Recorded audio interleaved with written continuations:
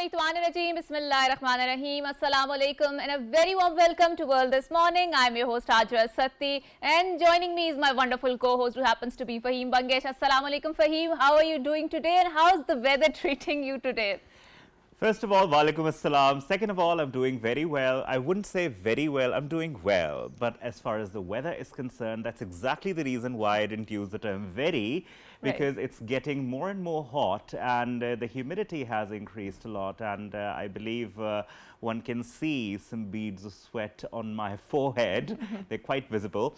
But yes, everyone, each and every one of us are feeling the effects of the changing weather. But this is the weather, I think, which we feel every year as far as the monsoon weather is concerned. We have yet to experience the monsoon rainfalls. But yes, we are expecting, according to the Met Office, that this time the monsoon rains are going to be somewhat higher than the usual. And that's where we get a bit worried that perhaps there should be some mitigation efforts as far as flooding is concerned, because we have had an experience of very, very bad flooding. And I'm really hoping that this year around we should not and might not be expecting those at least. That's very true, and I think you are probably referring towards the 2022 rainfall, which was very intense. It was very abnormal in the sense that it started from the south and it traveled towards the north, which was a very unusual weather pattern, because usually what happens is that it starts from the north and it travels down towards the south. But of course, as someone who is living on this planet Earth, we have to adopt to this new normal of the climatic changes, and we have to adjust our living patterns according to the climate change, because this is something that is the man-made problem, and we have created it, and we have disturbed the nature, and now nature is expressing its wrath, I would say, because this is how, if you disturb the nature, how you're going to bear the fruits of that. But again, I was watching this documentary on climate change about animals and their habitats, and someone was watching with me, and they said that, you know, humans are the worst kinds of animals. That's very true. And I think that's our creation, what we have done, what we have destroyed, the natural ecosystem. And I think it's time that we talk about it. It's time that we start working towards it. And it's time that each and every one of us should start taking responsibility for what we have done as humankind, human species. That's very true, and Fahim, if you observe your surroundings, you will find that there are lots of birds who are very thirsty, in a sense that they have their mouth wide open, right? And they have puffed up their cells, and they're very lazy and lethargic, and someone was telling me that is because of these climatic changes, and they are feeling the brunt of this heat, and they might having the heat stroke. So please make sure that you have those earthen pots, because earthen pots are very have their many minimal price, right? You can buy it and place it. And they keep the water cool. Yes. Please keep them in your houses, in your places, and fill them with the water, so that those birds which are very thirsty and feeling the effect and the brunt of the climate change can benefit from that water pot or earthen pot. And I think that is also Sadqa Jariya. But we are going to further explore the sort of impact that these climatic changes has on us, particularly when we talk about Pakistan, because Pakistan ranks in the first 10 vulnerable countries when it comes to the climate change, and its intersection with feminism, how a woman affected by that. And Pakistan has a very strong workforce which is working in the agriculture sector, and it's always invisible when it comes to the women workforce. So how they're getting impacted because of the climatic condition. We are very glad that we have been joined by someone who happens to be technical expert, gender and climate change from the National Commission on the Status of Women. She happens to be Miss Noreen Fatima. Assalamu alaikum, and thank you so much for coming to our show. Walaikum assalam, and a very good morning to all of you. A very good morning to you too. Pleasure having you here, Ms. Noreen. Noreen Saiba, now when we talk about climate change, we see everyone talking about climate change, but Hajra beautifully put it out, like they're invisible people, I would say, when it comes to agriculture, when it comes to workforce, when it comes to contribution in each and everyday life, the daily chores. Women empowerment and climate change. First of all, to start off our discussion, how do you relate the two? Yes, I totally agree with Hajra that how she engaged and tried to build the context of the connectivity of these two components of climate change. As she already discussed, that climate change is considered to be the externality of 21st century. It's a man-made externality, and we are facing the impacts of anthropogenic activities, and we can see devastating floods, heat waves, blow-off events in all different areas of Pakistan and around the world. And Pakistan is among top 10 countries, and when we witness, we have seen the true example of 2022 floods, which impacted around 33 million people, and among them 8.2 million were young females who were impacted. So we can see how devastating the impact we have observed. During these floods, we noticed that there were many socio-economic and health impacts they have faced.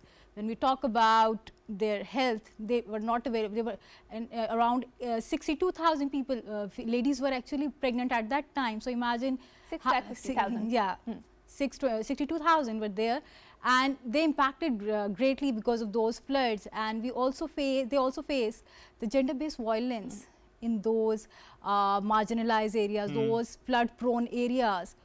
Even though in those shelter places, those in relief camps, they were not safe, and they face the challenges of human trafficking, induced child marriage, and they also face some livelihood impacts as well, because women are greatly contributing in the livestock sector, agriculture sector, also in the at the coastal areas. They are also contributing in the fishing sector as well to their spouses.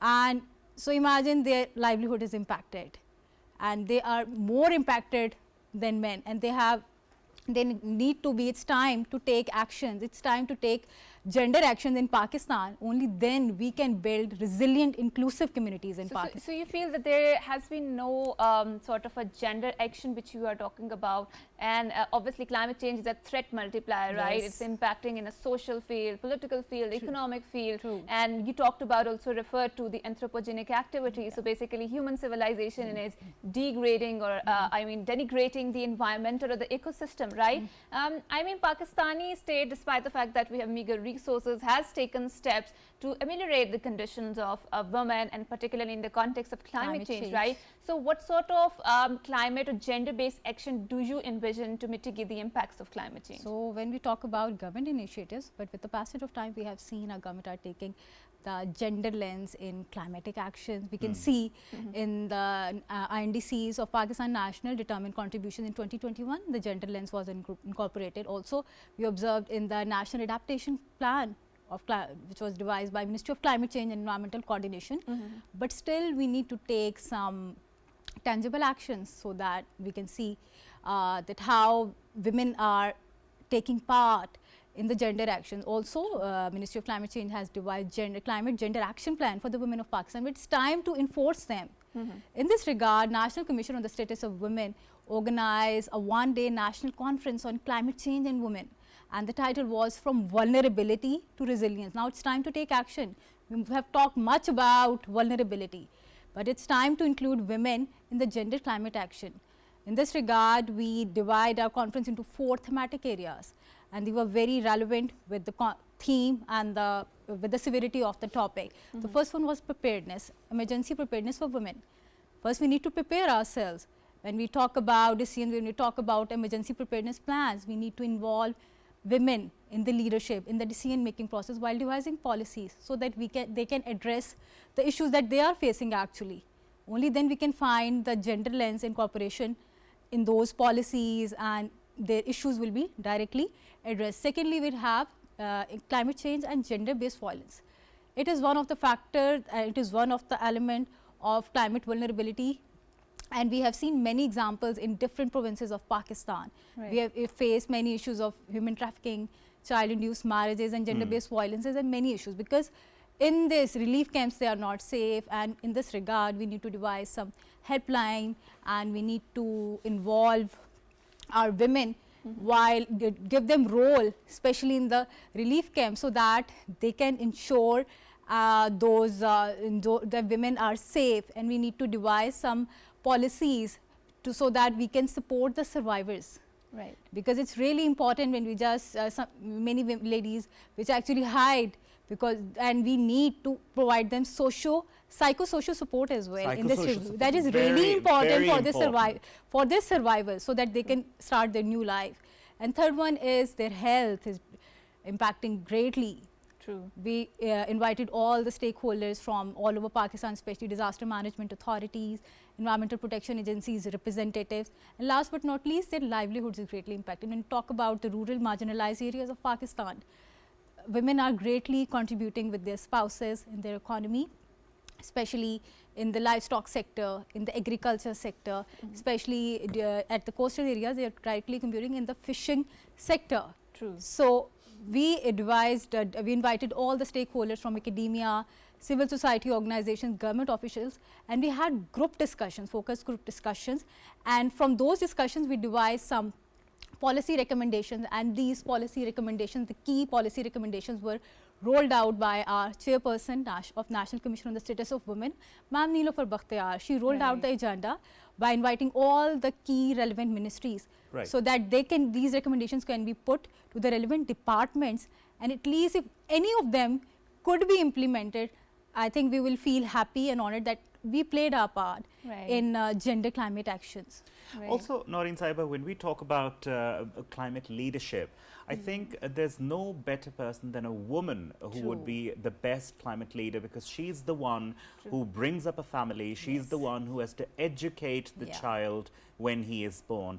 And you very rightly mentioned, as far as the trauma is concerned, the psychosocial support is concerned, because each pregnancy, if you lose that pregnancy, a part of a woman, she loses that. And that is forever. That trauma is a forever trauma, right? And so thousands of women, like you mentioned, they went through this trauma.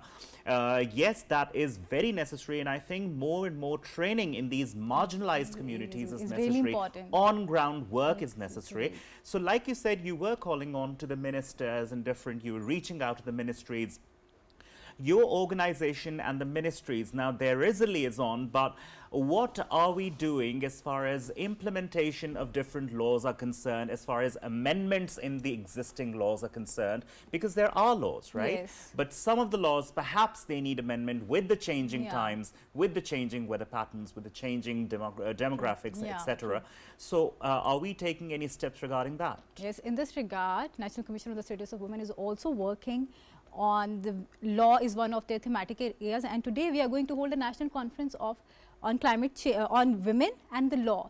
So in this regard, one of the thematic area is the missing laws that are need to be implemented, and we played a significant role in the child marriage bill law, and our chairperson has worked a lot in passing that bill. She put a lot of effort so that this law could be implemented and it should be passed, so that our young girls could be benefited. And we are working greatly, especially we are facing many issues of getting complaints on various girls issues, and we are trying our level best to connect to the relevant ministry, and we have list of legal experts as well. So they are trying their level best to facilitate them so that they can be benefited and have can get their rights to be. But Noreen, thank you so much. I think I would like to build something from which Fahim alluded, and that was a very interesting conversation where he pointed towards the trauma, right? And you also talked about, you know, the psycho impact of the climate change and the gender. But in our countries, the conversation is always tilted, and especially in those marginalized communities, that trauma or, you know, psychological or mental illnesses is something that is considered to be a very first world country mental illness, right? And it has nothing to do, or maybe, you know, the third world countries or people like us, we are so involved in meeting our basic needs. For example, poverty is one of the factor, right? So we don't even get the 1 time or 2 time meal, right? Perhaps the response would be talk about real problems. This is not a problem. Yes, so this is something that is considered for those people who are getting all the material sort of the needs fulfilled. So that is why they're moving towards the, you know, social or mental sort of the void that they're feeling. So how do you intersect, or how do you explore the intersection between these, you know, mental conditions and the impact of the climate change, particularly within the marginalized communities where we need to have this sort of a behavioral change, and it takes a lot of time, right? So what is the practical manifestation of that? Mental health was considered to be, so it was a taboo in the early stage, but when we can see, we now having more conversations about mental health. Even in our health conference, it was one of the key thematic areas that we discussed mental health. We invited different psychologists, and they shared even Nadia Jamil was invited. She shared her own traumas and she said we need to discuss, and she really applauded the National Commission on Status of Women. One of the thematic area that we included mental health. And it is really important, and people are getting more awareness and people are talking about, and I think we should include this mental health segment in the emergency preparedness plans as well. True. And we need to engage those our doctors, psychologists, so that they can do their mental therapies and have sessions. So only then I think if a mother is psychosocially ill, so how she can be a better mother, or she could nourish her child. So it's really important, and I think people are getting more awareness and talking about it, and government should also include this segment while making plans, while talking about gender action. So it is one of the segment that needs to be included and incorporated while taking actions about climate action. Noreen, when I said training on the ground, training and going and visiting these marginalized areas, are we talking about training of only women, or also their caregivers, or also the heads of family? Because it has to be an inclusive effort. Yes. It has to be an effort by all.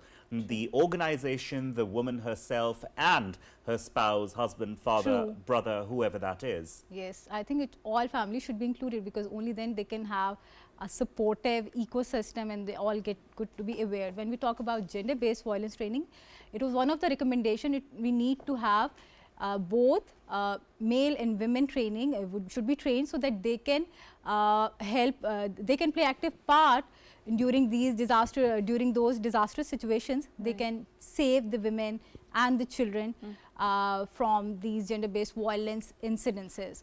So Right. I think we all need to train.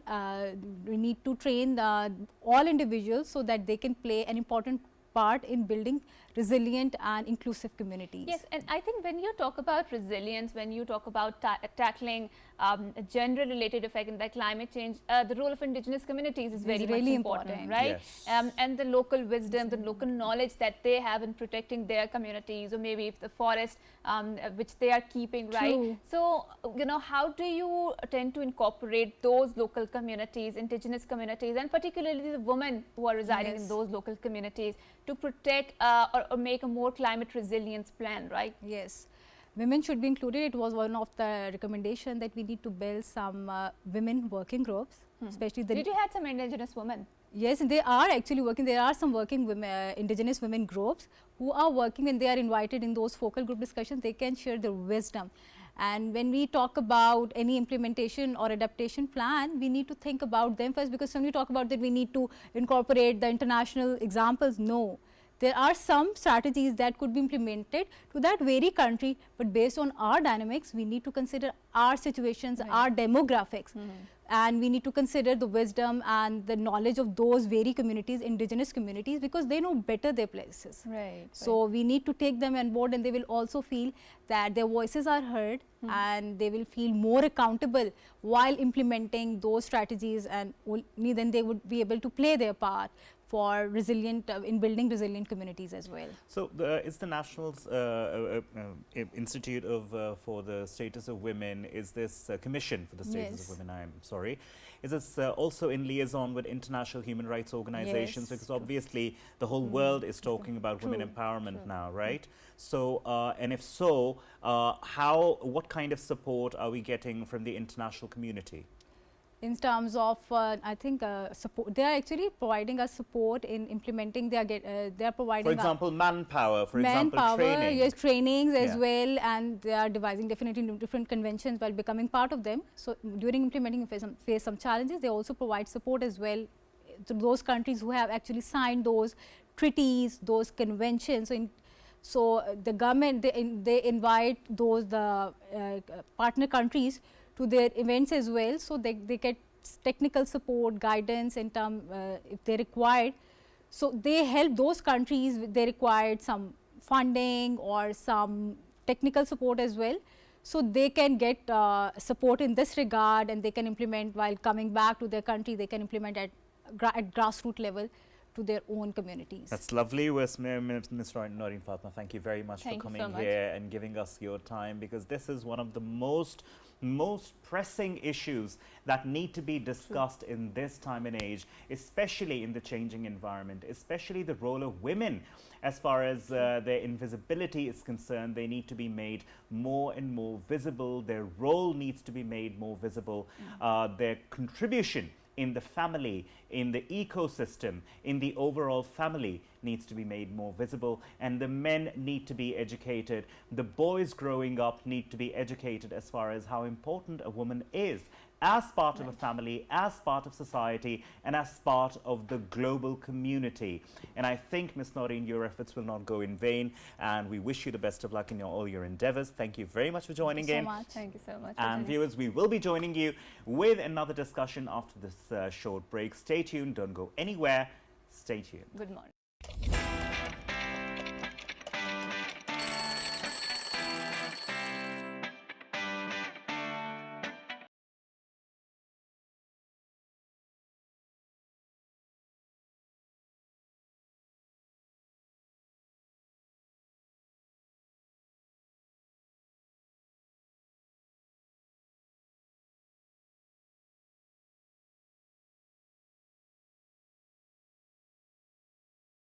Fahim Bangish, we're having a wonderful conversation regarding gender and climate change. Now we have another discussion lined up, which is a discussion which happens to be very close to my heart. It's about literature, and that too Urdu literature.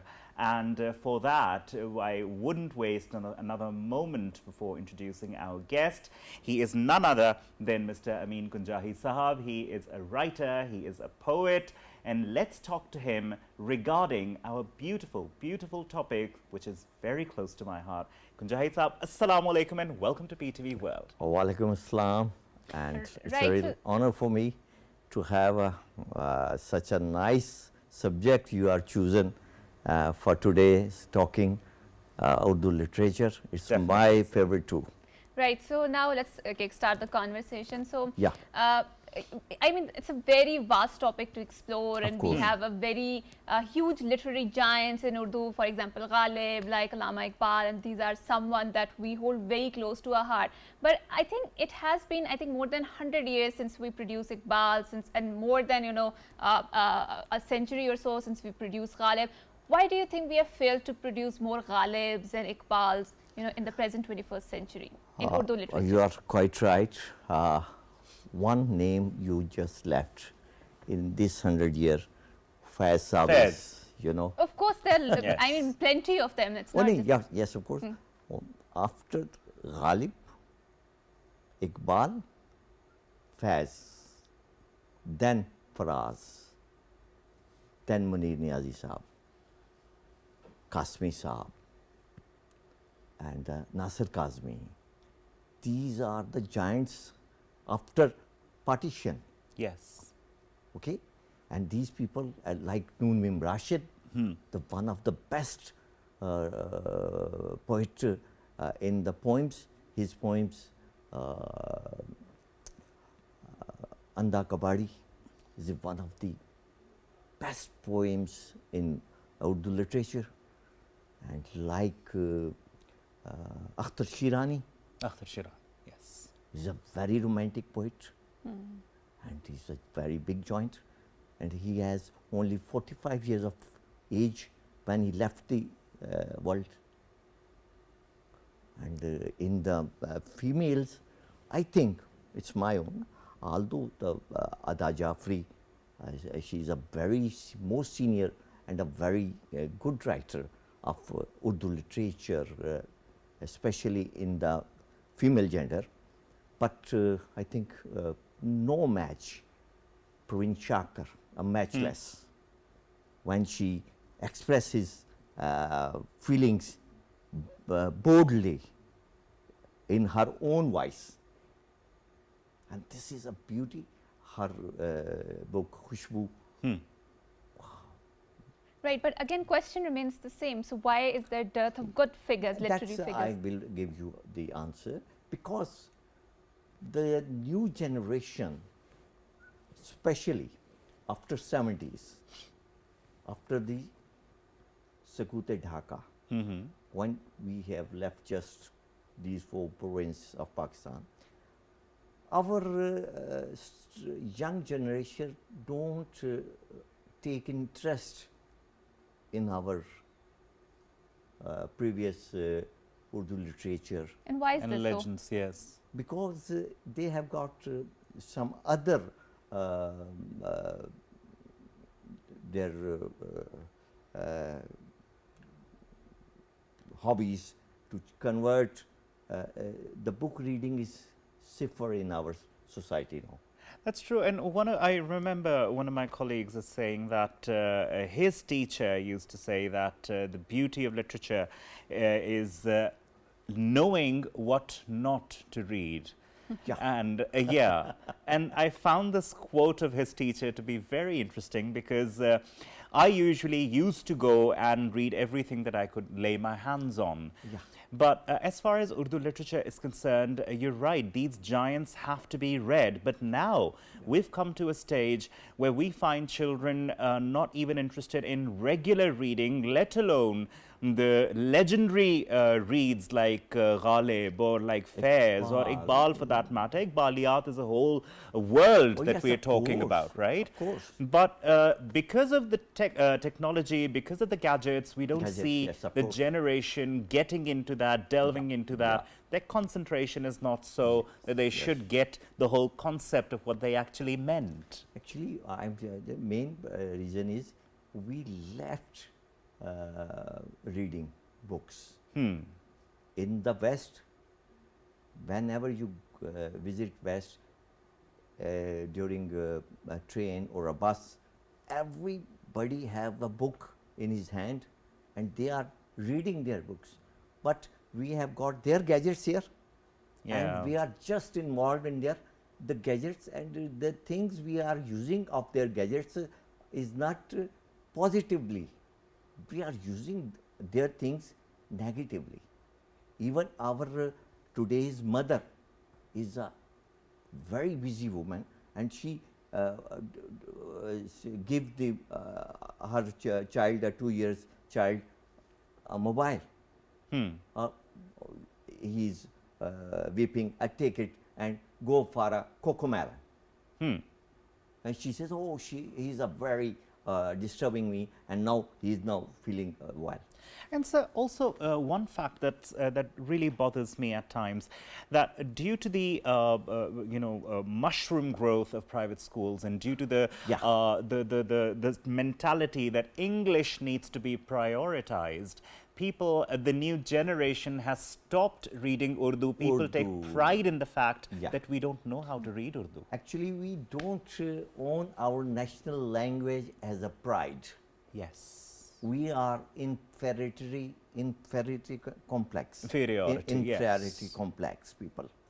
Because we have got Britishers government from, and we are brown, I said Angrez, Desi Angrez. If I wear a shalwar kameez, some clubs and hotel are not allow me to enter their hotels, and they says, no sir, this is not our. There's a particular dress code. Yes, of course. Also, Kunjai sir, one thing that really disturbs me is that when we, like Hajra beautifully calls it, a mediocre platform of expression, the social media, Yes, of course. we see people not writing correct English, we see them not writing correct Urdu, so that term na idhar ke rahe, na udhar ke rahe seems very appropriate Sir, here. Ada titar, ada bater. True. Because I have experience. I am also a poet, a writer, Yes. but my children have no intention to read a Urdu newspaper accurately. Right. I think let's now move forward this conversation and let's talk about what can be done to revive back that reading culture. Or when I particularly talk about reading culture, I'm particularly focusing on the Urdu literature, because I do remember when I was growing up, so my mother went to one of my parent teacher meeting and she read my Urdu paper and she said that you know, your Urdu expression is horrible. And then she, yes, and then I was a very good student, by the way, and I used to get very good grades. And then she came back and she said that you need to read an article from an Urdu newspaper, and then after that you will write a summary. And I do remember that that was such a boring, and I hated that routine. But in the meantime, that did wonders to my Urdu vocabulary, because I started using a lot of new good words. And this is how my mother trained me into reading the newspaper, and particularly having that amazing vocabulary from that, right? So newspaper is one of the source. One of the source, right? and the editorial page must have. Yes, that was an editorial, I think, page. The best vocabulary if you want for Urdu or English. Right. The editorial page is the best option for the children's. And we are talking literature, and I have got some verses in my mind of Nasir Kazmi. कि नियत शौक भर न जाए कहीं, तू भी दिल से उतर न जाए कहीं, और ना मिलाकर उदास लोगों से, हुस्न तेरा बिखर न जाए कहीं.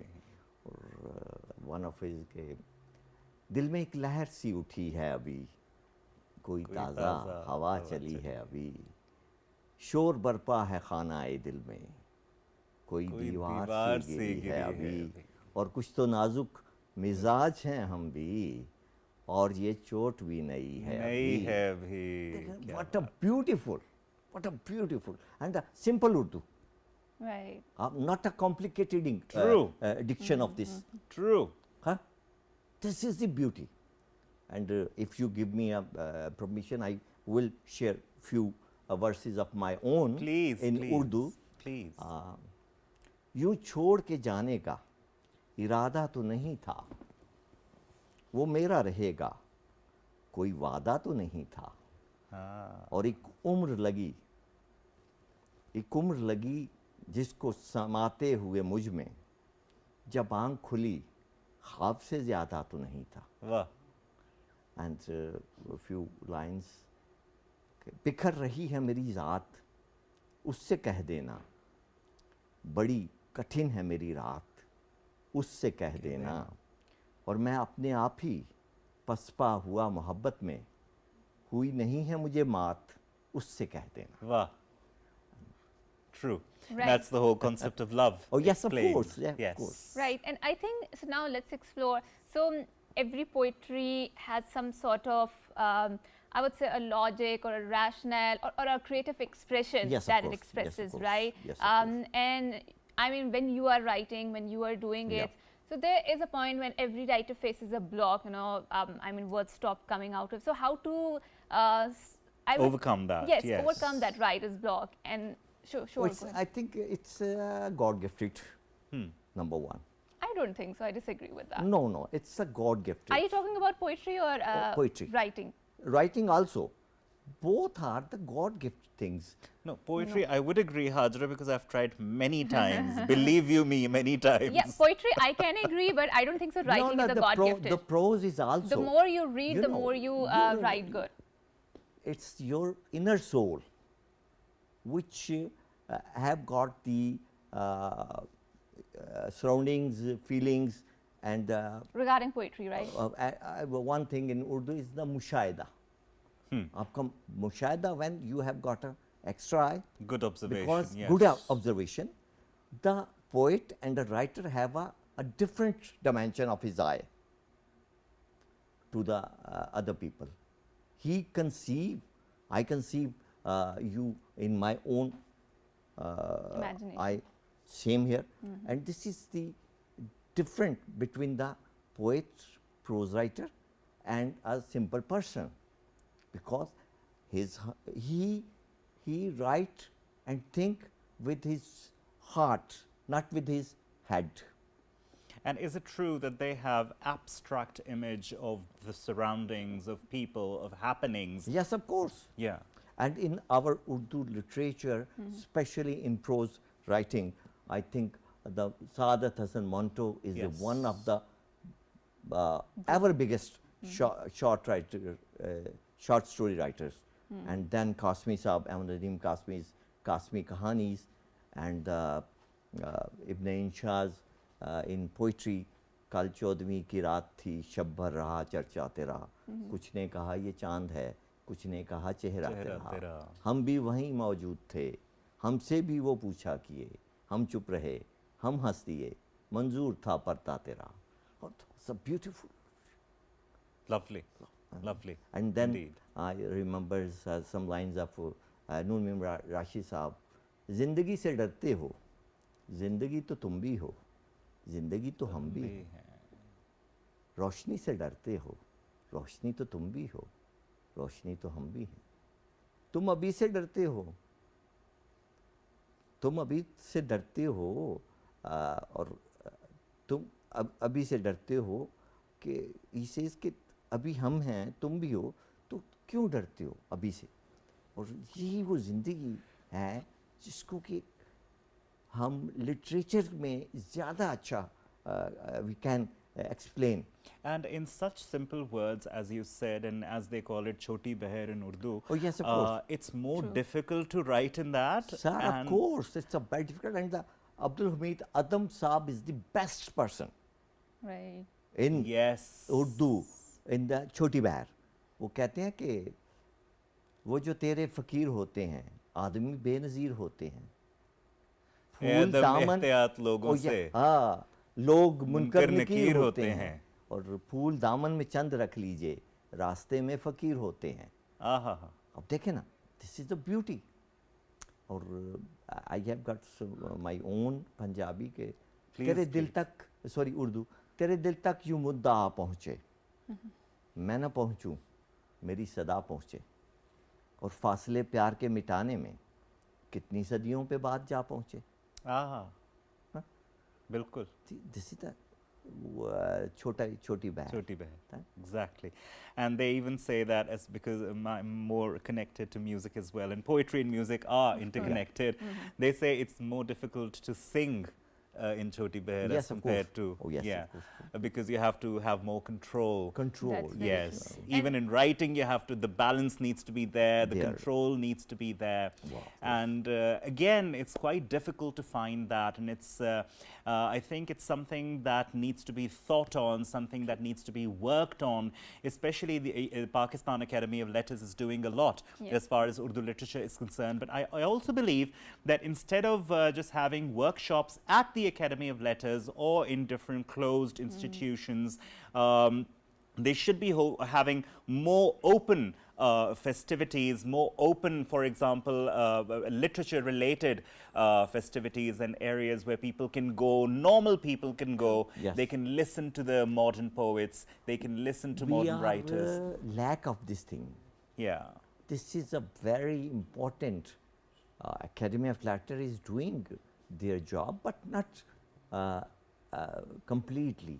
They need to do more. They need to do more. I think one thing that we are missing in this entire equation is, like Fahim mentioned, that social media, I do believe, is a very mediocre platform, but that mediocrity has afforded an opportunity to a lot of people who are unable to publish their books, or they were unable to publish their poetry or their creative expression. So we do see that poetry is flourishing a lot on the social media, and there was a time when Facebook used to dominate as the primary, I would say, social media platform, and I would see a lot of people writing their written expression in terms of Urdu poetry. There were pages where there were communities connected together, and they had this opportunity that they can publish interrupt you.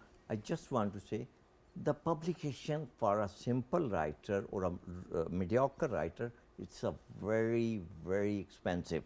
It's expensive, it's very laborious, and this will take initiative to Academy of Letters or a book foundation to provide lower middle class writers an opportunity, a platform, a platform.